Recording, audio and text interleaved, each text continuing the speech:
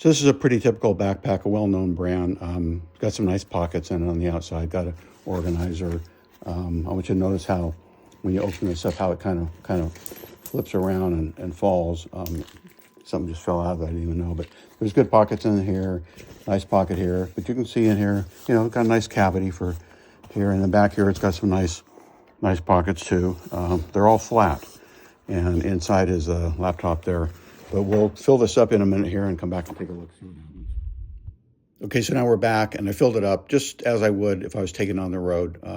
Nothing unusual in here. I got a mouse and some cables and chargers, and there's junk, a lot of junk, but this is what I face. So when you go into the main cavity, remember before you could see that deck of cards down there, and now it's like barely. I mean, I have to this is what I have to do to get to see the same thing we saw before.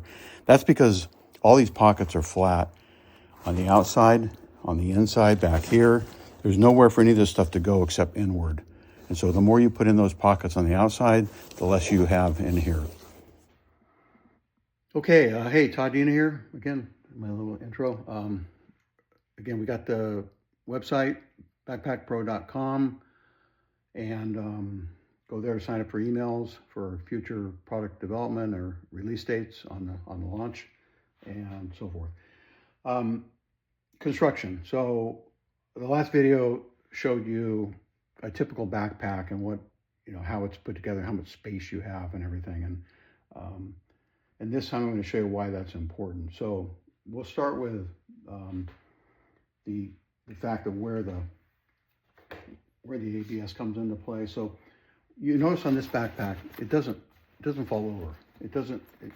You set it down, and remember the other one I was struggling a little bit with it, so it stays in place. That's because there's ABS on the side, there's ABS in the front panel, there's ABS on the bottom, there's ABS on this side, and so it gets that rigidity. Now this isn't going to be, two things to note about this backpack.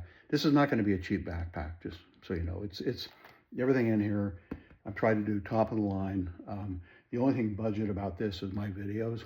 So other than that, yeah, it's made to be a well-constructed, long-lasting backpack that's universal. And it's going to be on the higher end of the weight scale because of the ABS. So it's not going to be a light backpack. But my thought was, if you carry the stuff like that I carry, and you add, a pound to that, or whatever it might be, 3/4 of a pound.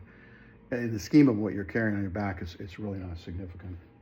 But you can be the judge of that. So we have that, and so a couple other features about that ABS. So when you open up the organizer pocket, you see there's some in here. So see how that just, instead of flopping around and hard to manage it, it's folding and doing all. It's just nice and rigid. So that's cool, I think. And then when you open this, it's kind of the same thing. This, look at that, just stays open, nice. So it's nothing flopping around and everything. And now we get to the one I showed you in the last backpack. Look at this cavity here. This is 5 inches deep. Now it is a little deeper than another one to start with, but this is packed up. There's stuff in there. So these outside pockets don't encumber the inside space because of the ABS. This pocket here is 1 inch deep. So it's not going this way, it's going that way. And on this side, there's space, so it's not encumbering this because there's space in here. So all these things add to the fact that this cavity is super protected, and it's going to be exactly what it is.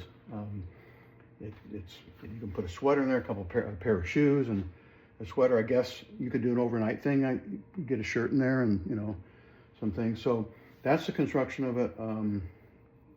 Solidly built, made to last, and made to stand up. So again, you have any questions, shoot me an email. Thanks.